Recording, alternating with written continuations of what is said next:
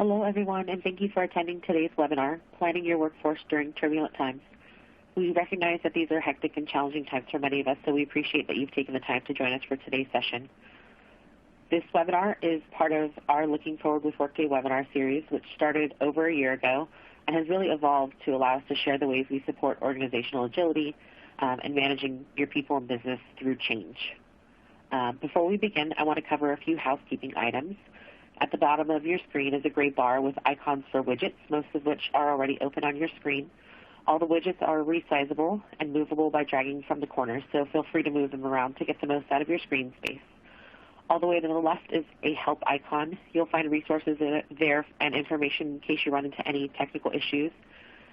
There's also a Q&A icon. That's the speech bubble with a question mark in the middle. If you have any questions during the webcast, we encourage you to submit them throughout the session. We'll try to answer these during the webcast, but if a fuller answer is needed or we run out of time, definitely be assured that we do capture all the questions and we'll follow up on those as well. There's also a resource list open all the way to the right-hand side. We encourage you to download any resources or links that you might find useful, and there's also a link to register for additional upcoming dates of the webinar series. And then all the way to the right, there's a survey link. We encourage you to complete that really brief 3-question survey at the end of the webinar that helps us get feedback on how we're doing with this webinar and get additional ideas on topics that you might be interested for future webinars. So I really encourage you to take a minute at the end of the session to provide that feedback. And then a recording of today's session will be made available approximately 1 day after the webcast and can be accessed using the same link that you used to join the session today. So thanks again for joining us. And before we begin, I do want to take a minute to remind everyone that today's session may contain forward-looking statements or discussion and demonstrations of future products. So as a reminder, Safe Harbor does apply. And with that, I'm going to hand things over to Scott. Wonderful. Thank you, Amanda. And hello, everyone. Thank you so much for being with us today. My name is Scott Gwynn, Product Marketing Director for Workforce Planning and Analytics. I've been part of the planning and analytics solutions market for well over 15 years. That's both as an end user for a CPG manufacturer and a firm in the tech industry, and of course as a solution provider. In the last 6+ years, I've been focused really on workforce planning solutions. I'm very delighted to be partnered by Stephanie. Stephanie, you want to give a quick introduction? Yes, of course. Thanks, Scott. Hi, everyone. Stephanie McNally. I'm a solution consultant with Workday, and I focus primarily on our planning solution. I've been with Workday for a little over 2 years, but I've been in the planning space for about 20 years. So nice to meet you all virtually. Scott? Perfect. And the good news, Stephanie is going to be doing our demo today, which is a good bulk of our session. I'm sure that's why many of you are here. The good news, in terms of Safe Harbor is that everything in the demo is current product. So we look forward to that. Let's go ahead and jump into the agenda. And we'll give you a little preview of what we're going to cover in today's webinar. So first, we're going to talk about the importance of really continuing those HR digital transformations that many of you have already been embarked on for some time. Particularly, though, continuing those as the demands on the business for more insights and agility only intensify in our current environment. We're going to next look at data insights. That's really where the better decisions that you make for your workforce and the better plans begin. And then we'll look at workforce planning, really looking forward and look at the capabilities that adaptive planning for the workforce offers there. We'll jump into a demo where we're going to tie these two solutions together. And then we're going to talk about kind of shore up our discussion with some customer stories, some key takeaways. We'll talk briefly about the impact of COVID within kind of the framework for planning and managing the safe return to the workplace. It's something that we've been working on for our customers as well as our own Workday and Workday team. And we'll, of course, leave some time for Q&A.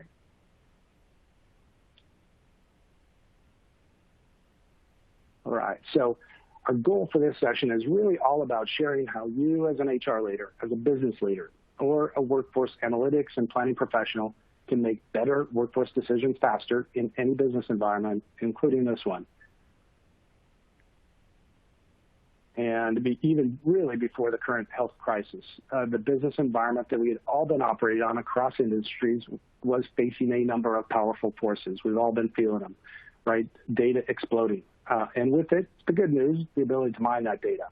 Regulatory changes impacting global workforces by country, state, province, city, disruptive digital technologies, enabling new business models, of course, but offering some first movers that had the right vision, the right skills to realize that vision, and the right funding, the ability to leap virtually over competitors. Now, we've talked most of last year how business agility had become a determining factor for success in our data-driven, fast-paced world, and then COVID hit. The social and economic impact of this health crisis, turning our private and business lives and the lives of those people that drive our business upside down. And this is a cautionary reminder that agility works both ways, for both good pivots as well as bad. So a little story. Many, many moons ago, before I began my career in enterprise software, fresh out of college, I flew helicopters for the U.S. Navy. My second deployment, my daughter was just not even 2 weeks old. I embarked on a 6-month cruise out to the Persian Gulf as part of a Marine Expeditionary Unit, making our presence known, protecting international waters, that sort of thing.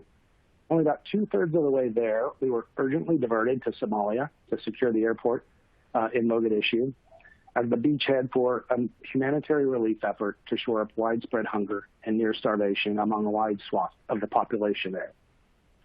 So that picture that you see right there is us offloading supplies just off the runway. You couldn't even tell by looking at it. It looks like we're in the middle of the desert. But really, the message I have is really our complete change of mission, halfway through, at least for a period of time. Now, the environment we're in today is not Somalia. Our current circumstances, where we are today, we are thankful that we, have deep resources as a nation and countries in general, and better mechanisms to weather this storm.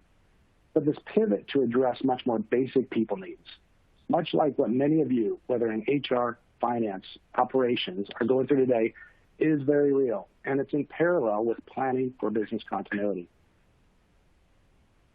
So what started out early in the year as a race for talent and a retention challenge, at least for those critical skills that drive your business, this has been upended in many ways.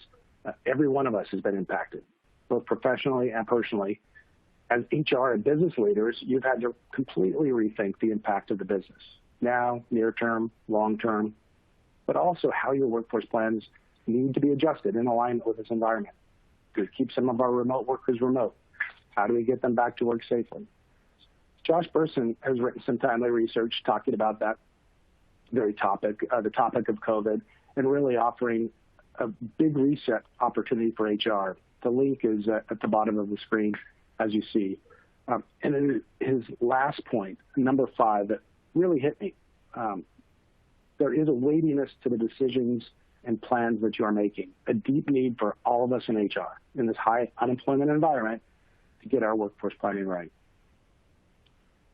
So knowing your talent is as critical as ever, but for an increasing number of reasons.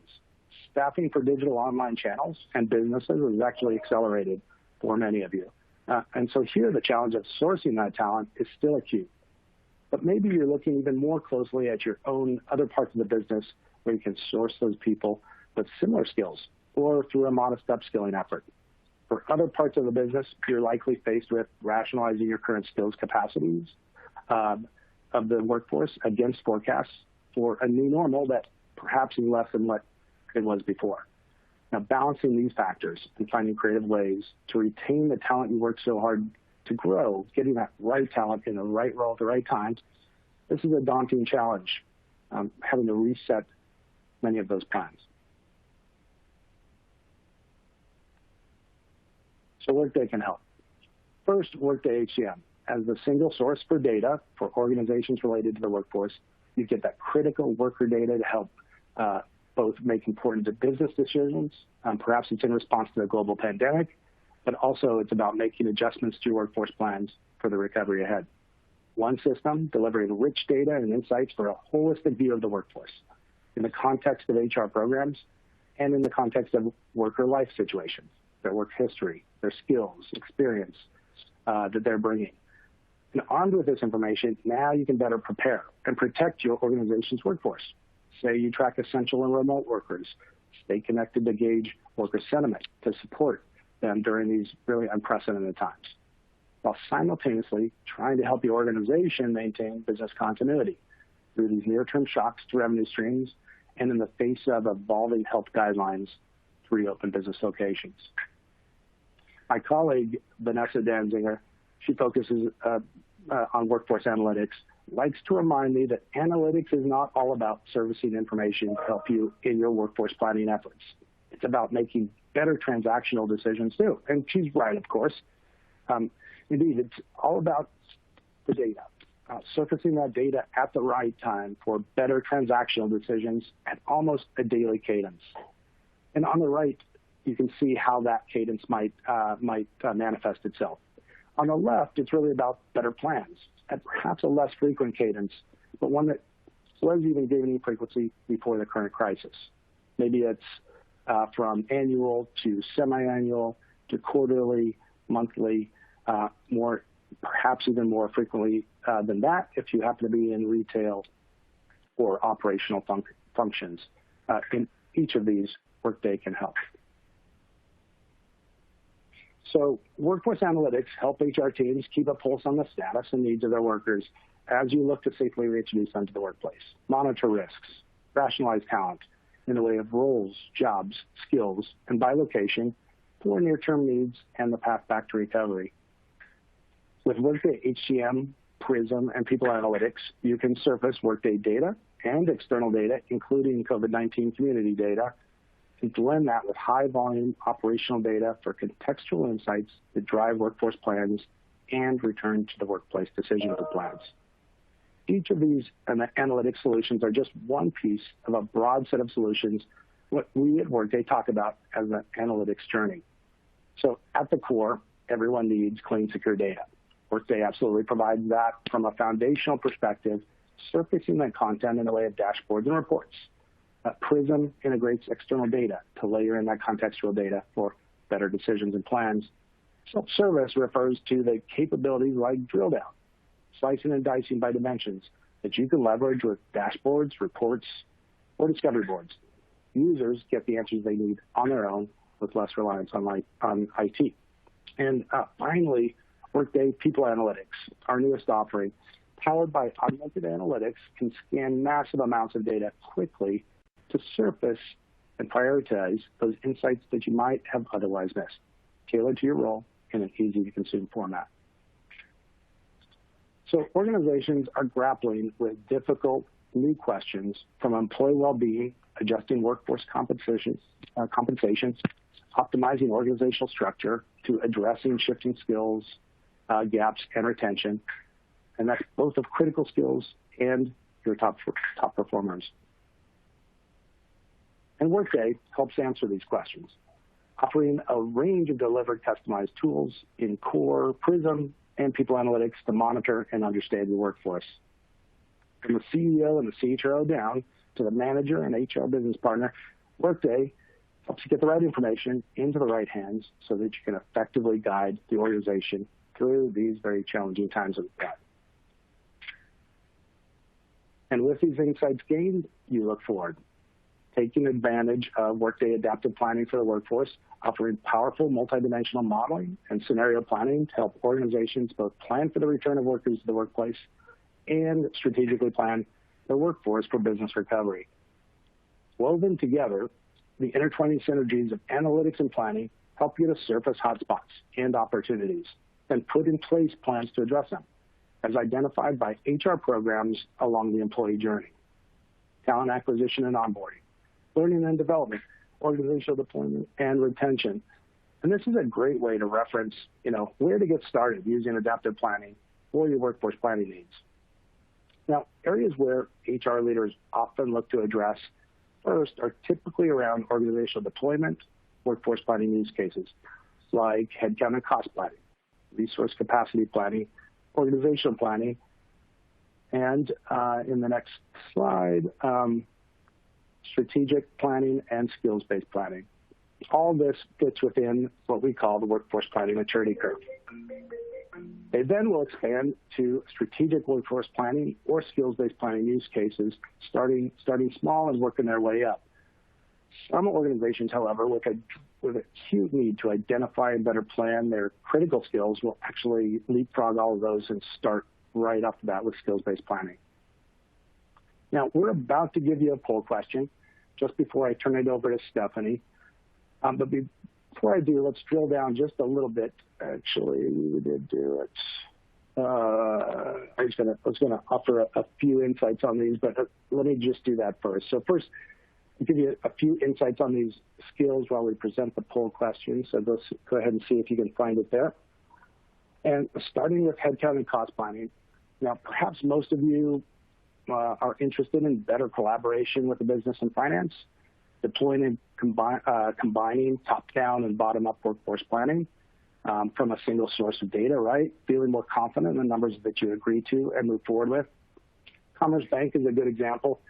We'll be hosting Commerce Bank in about a month in a Looking Forward with Workday webinar, and they've deployed this as an advanced, adaptive planning as an advanced use case for cost planning, compensation planning specifically, really looking to compensate workers by a number of factors: role level, performance, experience, location, and they're very happy with the results. And this is, in fact, where we find most organizations get started. Is it that you're most interested in resource capacity planning? Is your team and operational business partners trying to optimize operational resources against demand? Now, this is a great use case where a number of Workday customers, like Airbus, have focused on at the outset of their workforce planning journey, really trying to manage and optimize their business units to reduce the backlog that they have. And finally, is it strategic or skills-based planning? Now, from strategic planning, this is where you're planning at perhaps the job family level to build out your workforce capacity for an evolving strategy or a major business initiative. Or it could be even something more granular with skills, planning at the critical skills-based level, focusing on those skills and positions that really drive your business forward. And of course, tapping into that rich worker data within Workday, trying to figure out the best combination, bringing those into adaptive planning, the best combination of whether to hire for the skills they need, develop the skills internally, transfer them in, either internally or from other parts of the business or externally, or maybe it's some of these processes where there's repetitive activities, you're introducing automation. So I'll give you lots of time to do the poll question. Let's see the results. Looks like many of you are 50%, in fact, are headcount and cost planning, Stephanie. We've got about 50% that are resource planning. And of course, we were able to identify more than one, so that's great. We have 52% plus of strategic workforce planning, and then talent planning, skills-based planning, 56. So fairly even with the nod going to talent or skills-based planning. So with that, I'm going to turn it over to Stephanie. We'll kind of go through here. Stephanie, over to you. Great. Thank you, Scott. So for today's demo, we'll be using a few different personas. We'll start off with Logan, our HR business partner, who will analyze our current workforce with people analytics. Then Chelsea, an individual contributor, will introduce us to Skills Cloud as she manages her skills. Logan will then leverage Skills Cloud to identify employees that have a specific skill set she's looking for. We'll then navigate to our workforce plan, where Logan will conduct some scenario modeling to identify targets or revise headcount targets based on the recent activities with COVID. And we'll finish with Daryl as he builds his budget up to that target. So let's go ahead and get started. A few seconds while I share my screen.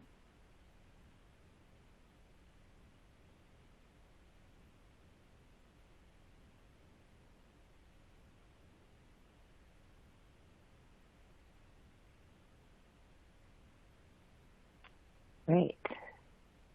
So logged in as Logan, McNeil, or can you see it? Yep, got it. Perfect. Logged in as Logan McNeil, our HR business partner, and she's going to leverage people analytics to do some analysis of our current workforce. So people analytics delivers pre-built content that is leveraging augmented analytics to continuously surface trends to help drive organizational change versus spending hours trying to find these trends. People analytics gives you insight to take action and promote change in these key areas of your workforce. So diversity and inclusion, organization composition, retention and attrition, hiring or recruiting, and talent and performance. Today, we're going to focus on diversity and inclusion and organization composition for the demo. Each tab is broken into 3 components. So some KPIs, some charts, graphs, and some stories around that. As I scroll down the page, it offers me additional insight and anticipates the second, maybe third level questions I might typically ask, while at the same time providing answers to where I should focus and take action. We can see here we have a concern around female attrition rate. Well, we can drill into this and we get more detail around that. What job profiles are at risk? What area of the organization are we seeing the biggest level of attrition? And today we're going to go ahead and focus in on this consulting services organization. At any point, we can drill into that data and be able to see the detailed data behind that. If I click on that, I can. And you can view that detailed data behind that. So all of that data that we're being able to leverage and render and give us these key analysis and also stories around that. So we're not just seeing that KPI, we're also seeing the stories around that. And then again, as we drill down, we can see where can we improve gender diversity? How can we improve promotion diversity? And maybe we have a key area around promotions within our female workforce. We move on to organization composition. This tab shows me how our internal movement looks within an organization and how we are performing for our span of control, promotion opportunities, organizational depth, and headcount footprint. Our span of control KPI here shows me that we have too many employees per manager. So this could present an opportunity to open management positions and target female employees for these. And then as I scroll down, we can see who's not being promoted, and then again is our consulting services that renders. So very quickly, we saw that we had a problem with female attrition and lack of promotions within the consulting services organization.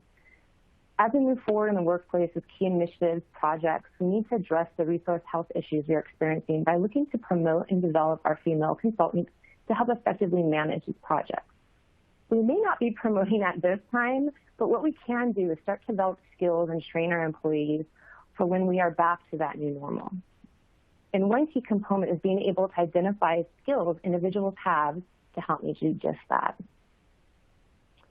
So now we'll go ahead as our individual contributor, Chelsea, and we'll navigate to her profile to be able to look at her skills. So what Skills Cloud does is ultimately makes it easier for users like Chelsea to manage their skills, and then for managers like Logan to find those individuals that have the right skills to develop and promote. Skills Cloud is more than a library. It's a relational database that is used to normalize skills. Skills Cloud leverages machine learning to understand the relationship between skills over time. So as you can see here, Chelsea has some suggested skills based off of the skills that she has identified. When searching for skills, users will be presented other related suggestions rather than just the pure textual, the pure text match. So if I look at product management, search it. You can see it's not going to just deliver that pure text match. It's going to offer us other suggestions that are related to the skill that I am searching for. Okay. So this is key as we're going through and we're identifying, maybe realigning some of our workforce in today's day and age, being able to identify those skills that are important. So now, as a leader, if we log back in as Logan, it makes it tremendously easier to be able to quickly search, find, and develop or promote the individuals and to add them to a talent pool of emerging leaders. So again, as we adapt to that new normal, being able to easily align our workforce and having insight into the skill set their workforce has. So ultimately, this helps us reduce the risk of losing employees, increasing resource health. So if we look at our find worker report, we can identify those individuals that have a specific job profile or skill that we're looking for. So if we look at our consultant job profile, and then a specific skill within IT management,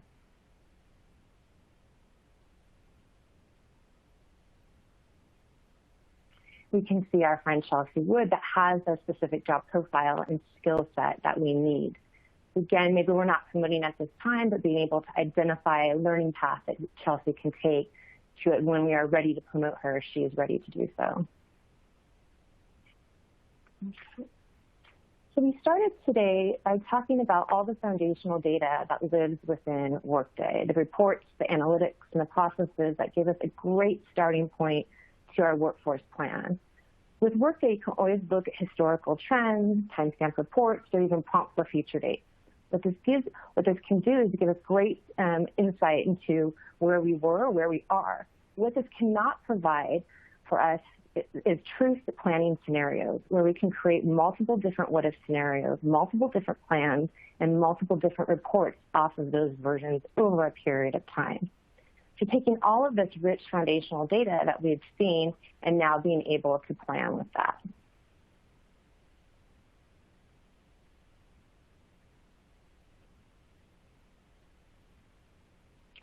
So now we're looking at our workforce summary. A couple of key components I want to highlight. The idea of version. So this is something that Scott mentioned earlier, but the ability to be able to create a new version on the fly and be able to model. So an exercise that took me about 5 minutes, I created a reduction in workforce and then be able to model that, something that a lot of customers are doing. We've seen a 30 times increase in the number of versions that our customers are using since the dawn of COVID. Okay, so you can see I have multiple different versions. I have a long-term strategic look. I have maybe a short-term quarterly forecast. So being able to take all of those actuals that exist in HCM and being able to easily spin off of different versions. Okay. And then the idea of security. So users are only going to see what they have access to. So I am logged in as Logan, our HR business manager, so I have access to the entire organization. But when we log in as Daryl, the consulting manager, he will only have access to that slice of information. And we really can drill on any dimension within the application. So if we want to focus on consulting services, it will dynamically change. As I scroll down, we can see all of the individuals will point all of this rich data from HCM, and we can see all of the details behind that. Okay. We also have, if you click on the row details, you can see how assumptions and drivers are going and are calculating not just the pure salary and headcount, but employee taxes, compensation, and so forth. And these are just some high-level examples, but you can get very intricate with the number of assumptions and drivers that you're leveraging. Everything's dynamic, so if we click on it, we can easily change the graphs. And we can see here right away that what our analysis showed within People Analytics, Forrest is managing 18 employees. Maybe that's a little too much for Forrest to be able to contribute to time to his employees. So maybe that's where we're looking for a promotion within the organization. We can drill down if we want to look down by worker. And there's our friend Chelsea. If we want to drill down to her profile, maybe look at some of the performance data as we're thinking about promoting her.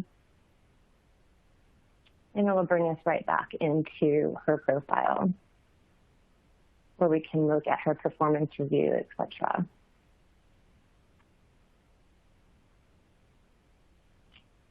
So that's really our current headcount. Now we can also bring in open recs.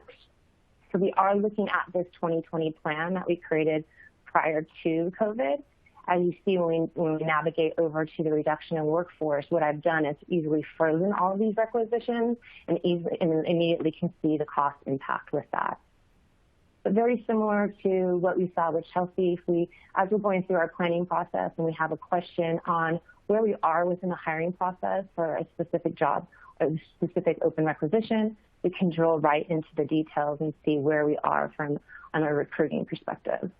So really tying this all together, we can see we haven't gone that far, so now we know just to leave the day of hire where they are. And that really gives us our total headcount supply. So bringing in our existing headcounts, our future headcounts to give us our overall supply. So as we walk through and play with some demand drivers and identify maybe if we have a reduction in customer count, how does that marry up to our supply? And it's hard to have a workforce conversation without talking about the financial impact of that. So what's the overall cost of the workforce, okay? So if we look here, we can see I've married this up against the reduction in workforce scenario by furloughing some contingent workers and maybe freezing all of our open recs. We can see exactly the cost savings that we have, and then we have it ramping back up starting in January 2021. But a very quick exercise if we need to come in and make any modifications to that. So now we have our supply, and we want to be able to marry that up with the demand. So let me navigate up to the job profile. So again, this is going to be a quick pre-COVID example, but as we have our customer growth, that is going to drive the demand and the number of consultants we have. We have assumptions that we have 100 customers per consultant, which is equating to 116 consultants. This is just an example of customer growth, but this demand driver could really be anything. If you're in manufacturing, it could be units. It could be initiatives or projects or some of the use cases I've seen with other customers. And then also here, another use case is being able to drive our call center, so our support call center. So now if we navigate to another, let's look at our HR working plan, we can immediately see the difference.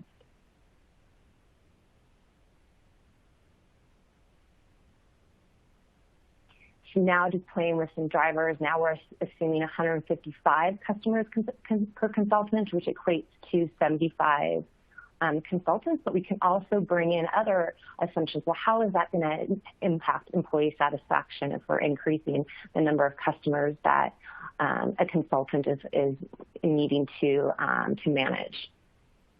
But most importantly, let's look at now post-COVID and what we have to deal with.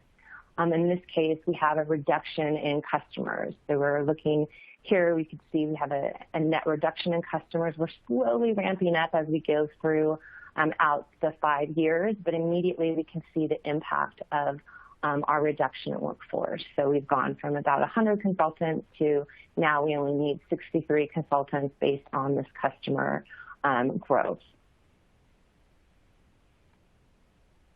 And then we can immediately marry this up against our supply. So looking at here, we see we have a lot of surplus. If we drill down specifically to our consulting services, we can see, okay, yeah, we have a surplus of within our consulting area and these specific job profiles, whereas if you look at our 2020 plan, it looks a little bit different.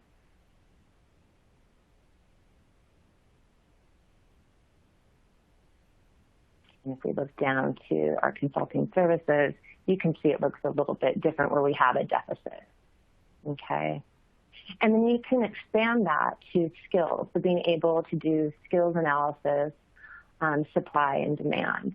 I'm going to go down to a specific job profile and customers, and then put this into presentation mode. So great if you're walking into a meeting and you need to project this.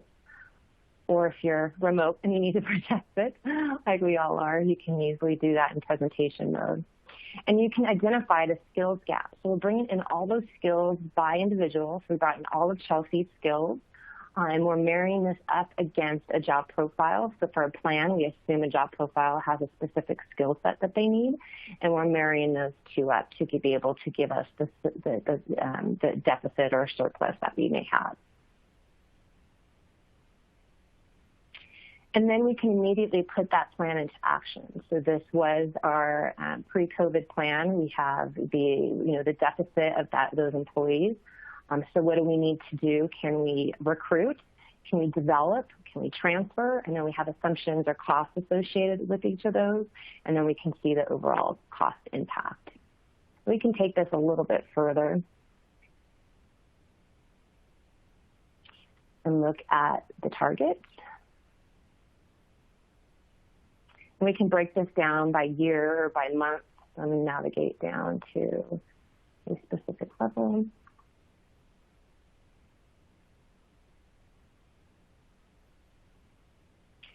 We have our demand that we've calculated based on those customer growth in this case. We have the supply that we're bringing in from HCM. That's going to be our existing and our new open recs. That will give us, in this case, a deficit. So now we have the ability, levers to pull. Do we recruit? Do we develop? Do we transfer? But now let's flip over to our reduction of workforce, where in this case I broke it down by month because we want the ability to be able to easily change this month by month. So you can see here we had a deficit, and then as of May, which probably really could have been March, we're now having a surplus. So what do we do with that surplus for this specific job profile? And we have the costs associated with it, okay? So now as a manager, we have the ability, the target, to know that maybe we need to reduce our headcount by 12 people, okay? So that's where now from a manager perspective, we log in as Daryl, we can now build up that budget. And to do that, we're going to leverage the concept of processes. So processes guide users through in this case, a budget process. It could be a forecasting process. Assigns a due date, which will kick off a notification within Workday. This is great for user adoption for users that don't log into the system on a regular basis. We know we all don't like to plan that much, but you'll give us notes exactly what we have to do. You can have notes and collaboration back and forth. And then for someone that's managing the overall process, you can see where users are in the process. And you can see here now he only has a slice of the organization, or he can only see a slice of the organization within consulting services. But what we've done here is I've gone in and I've furloughed a few of our contingent workers. So the end date, the reason for that, and then when I assume that they're going to resume back to work. Okay. At this point too, we could come in, we can go ahead if we wanted to. We can promote Chelsea to a different job profile and then immediately be able to see the cost impact of that. So once I'm done, we can just move through that. We can adjust the workforce that he's done by furloughing all of those contingent workers. We can look at the open requisitions that we have. In this case, we've gone in and we've frozen all of the open requisitions, okay? So now we have, and we can identify now a new start date of January 4th, 2021. And then the next step is really just to explain any variances. So we immediately see the variance in the headcount, the open recs. But not only that, we see the cost impact. So we're saving over $1 million from a perspective of being able of just reducing the headcount by those 17. If we wanted to collaborate maybe with Logan, we can add a note.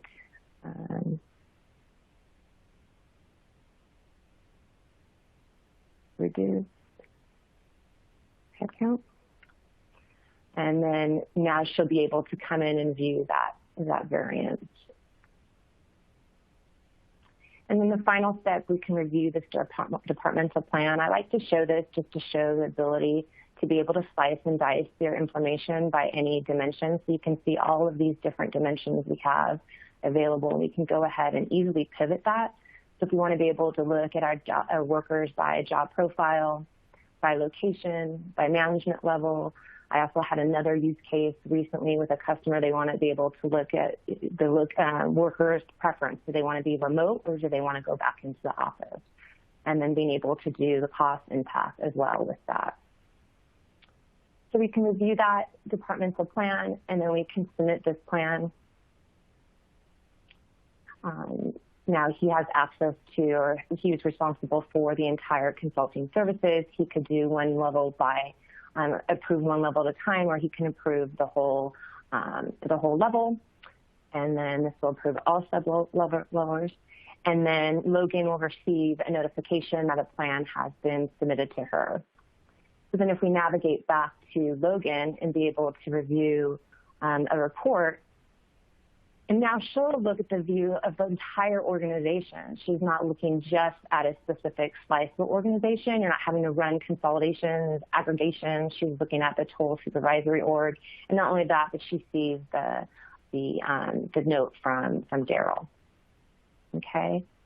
So truly just to come full circle, being able to analyze, execute, and plan all within one location, one application. With that, Scott, I'll turn it back over to you. All right. Thank you, Stephanie. I love seeing how all of that comes together. And hopefully you saw, some of the use cases that you're most interested in as we took a look at, the product itself. I saw definitely the cost and headcount planning, definitely, and then just kind of the scenario that I think all of you are going through of really creatively but thoughtfully planning perhaps reductions in force, but in a way that helps preserve, the talent that you need for recovery and even emerging stronger. Many of our customers, our 4,000 customers, adaptive planning customers, plus up to 5,000 now, I think, we're doing just these types of scenarios are currently today. In fact, I think we had a 30x increase in scenario planning activity, Stephanie, right after COVID hit, and that level of activity has remained quite high since. I don't have the latest update, but just a remarkable surge in scenario planning activity. Yeah, I think it went from 20 times to 30 times in the last month. Wow. Yeah. And as Stephanie demonstrated, Workday Adaptive Planning for the workforce leverages, all these insights from Workday Analytics, from Core, Prism, People Analytics, then provides really within the product itself that scale that you need to be able to model and plan your workforce company-wide, collaborating with other key stakeholders across the business through shared views and functionality to communicate back and forth via emails as well, and a workflow that goes with it.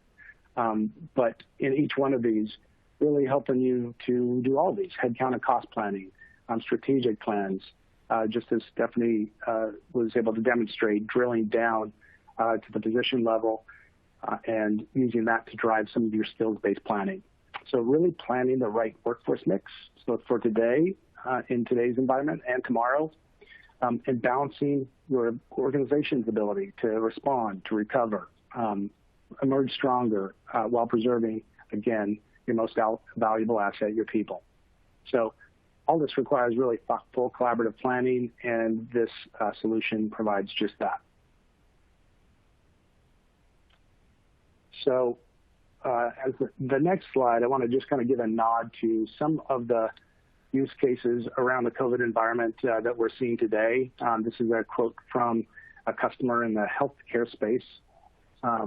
Really Workday helping this healthcare provider access the reporting analytics for workforce data instantly, and really helping them make better responses faster, transactional decisions in a time of urgency.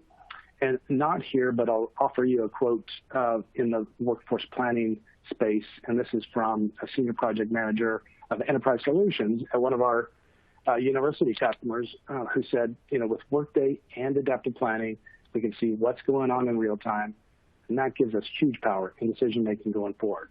When COVID-19 first began, we were able to quickly pivot, delivering several items for finance and HR to help the university community make decisions and adjustments on the fly. Workday is one of those systems that required us to do nothing extra to enable a remote working environment. So really, really strong testimony to the flexibility of our solution. And of course, when it comes to resource capacity planning, Airbus provides a fantastic use case for how they've been able to utilize adaptive planning for the workforce to really help optimize, that backlog that I think we all know is years in length, and really so every one of those decisions to help optimize their workforce really reflects in revenue for the course of that particular year, quarter end year, as they deliver their performance to the market. Pinson Masons is a skills-based planning use case. Pinson Masons is a multinational legal firm based in the UK, but with offices in cities throughout Europe. And Pinson Masons was able to leverage adaptive insights really to help them as they were growing their business, opening up new offices and kind of using lessons learned for the skills they needed at the initial opening of an office, as well as it evolved and matured, and revenue was generated through caseloads, what's the support team around that that was required. So fantastic use case between those two to really, I think, demonstrate the flexibility, again, of the solution. So together, Workday, with our HCM best-in-class system, really for each one of these areas, for transactions, for analytics, and for planning, really kind of brings in that one experience that we're all seeking, because you're trying to make fast decisions. You want to be you want to ensure that you have reliable data in place so that you can collaboratively plan in a complete and comprehensive way across the business as necessary. And also note that we're spending an extraordinary amount of time trying to work on those points of interaction. So as we put our plans into motion, we're investing heavily in that process, turning, for example, a to-be hired rec into an actual rec that the recruiting team can use to open up a position and open up a job rec associated with that. So with that, I'd like to just leave you with, bringing it all together. Workday offers, insights that you need. It all begins with the people data. Insights surface within Workday and blended with the external data for context, enabling faster, better decisions and plans. Agility, that need for business agility is evident more now than ever, but really enabling a more fluid workforce, whether it's in an up market or down market, and through external event shocks like we're seeing now. And connection, working with your colleagues and key stakeholders across the business to collaboratively analyze for the right action to take or the right plan to put into place based upon any number of scenarios with a common framework and a common experience that really creates a lot of value in a very short period of time. We've seen this firsthand in a number of our customers. And before we go to Q&A, I think we have a few minutes. I want to just introduce this slide, which I think is very powerful because it talks about how we're thinking about our customers' return to the workplace, our own internal customer at Workday, and specifically where I think workforce planning comes into play is in that site-based planning. So in order to keep within social distancing guidelines, whatever they may be, there's a facilities capacity component to that. That's the supply side. The demand is, getting our workers, return to work safely in the right phase. There's essential workers, non-essential workers, but maybe they're in a working environment remotely that is not conducive to their productivity, and getting them in, as soon as we can, but doing that within the constraints and in a safe way, looking at supplies of sanitization supplies and staffing to help enforce, some of the increased security for the office space. So it's a really important area. I think we're thankful to have solutions, to help provide that to you. We've seen a lot of uptake and interest there. And if you're interested in learning more, we just had a webinar on that, and we can provide you some more details too. Just send us something in chat. We'll get the links. In fact, I believe we have a couple links for you as a resource on your screen. So with that, Stephanie, thank you so much for an awesome demo, and for you for hanging with us. Thank you so much. I hope you learned something of value, and that we can kind of help you move forward with next steps. I'd like to open it up to Q&A for just a little bit, see what we have. So we answered a few questions along the way. Stephanie, you can help me answer some of these as we go. I think the one that I was waiting for the end was from Darren, and Darren asked if you can, and I think he was referring to the part where you're talking about consulting. He asked, can you bring in project and services pricing to compare EE costs, so that's time and payroll, and expenses for profit and margin dashboards? So it looks like you did answer. Do you want to just share that answer with everybody? Yeah, absolutely. I think that's a very important point that you saw a lot. We have, the pre-built integration, obviously, with HCM and financials within Workday, but we are what I call system agnostic, so we can pull in data from any source system to be able to accurately plan and forecast. If that's something that you need to bring in to be able to plan, absolutely, we can bring that in. Terrific. Okay. Let's see, we've got another question from April. She said, this is great. Will the video be emailed or posted online? And yes, it will. You'll be getting a recording, I believe, Amanda, following the call as soon as it's ready to go the next day or so, right? Hopefully she's online to say right. But yeah, we'll make sure we get to that. Let's see. Think you got it, Darren. We did have a question earlier about people analytics and whether it's part of Prism. And the answer is it's really built to interact very closely with Prism and leverage some of the power of Prism. You can purchase it separately, however. So I don't know what your particular use case, and this one was from Heather, if you already have Prism or you don't, but it is available regardless. I think it's limited availability now, but will be generally available by release 2 this fall. So I hope that answers your question and works within your guys' time frame. The other question that I got was, is people analytics considered predictive? And actually, it's not predictive. The augmented analytics that we talk about with people analytics is built on machine learning, graph processing, natural language generation, and pattern detection to help users see key insights faster.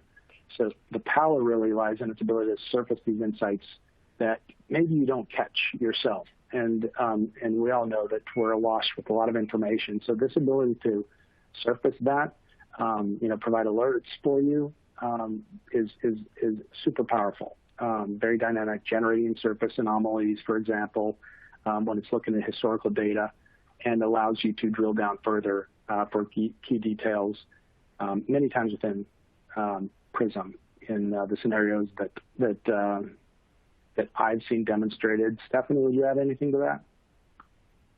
No, I think that's great. That sums it up perfectly.